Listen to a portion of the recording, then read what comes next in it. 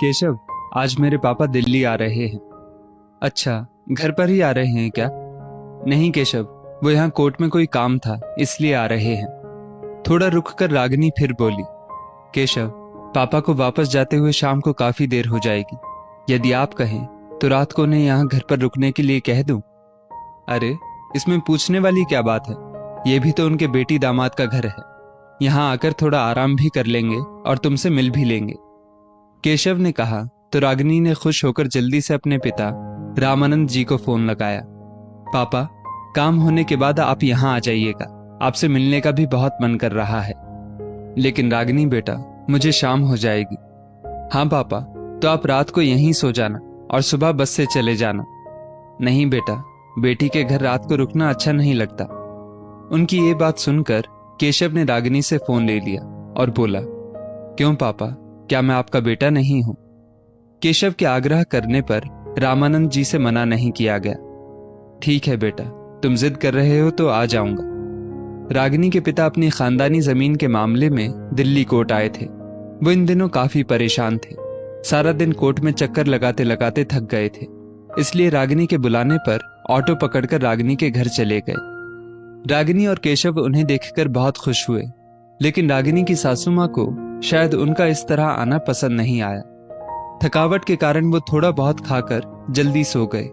सुबह रागिनी ने जल्दी उठकर रामानंद जी के लिए नाश्ता बनाया, लेकिन रामानंद जी ने सिर्फ चाय और बिस्किट ही लिए, क्योंकि उन्हें सुबह जल्दी खाने की आदत नहीं थी। जाते समय वो रागिनी को अपने बटुए से निकालकर 500 रुपए देने लगे, तो रागिनी ने मना करते हुए कहा, नहीं पापा, आज कोई त्योहार थोड़े ही है, बस आपको देखने का मन था तो आपको बुला लिया।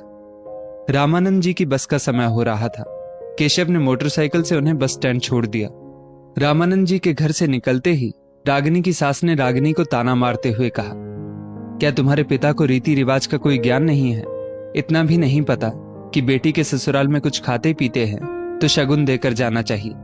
ये बेटी का ससुराल है, कोई सराय नहीं जहां आकर सो गए और चाय नाश्ता करके चलते बने। रागिनी स्तब्ध सी अपनी सास का मुंह देखती रह गई। उससे अपने पिता का अपमान सहन नहीं हुआ और वो बोल पड़ी, माफ कीजिए माँ जी, मेरे पिताजी सिर्फ मिलने आए थे। रही लेने देने की बात, तो अभी 1 महीने पहले ही वो सावन का शगुन देकर गए थे।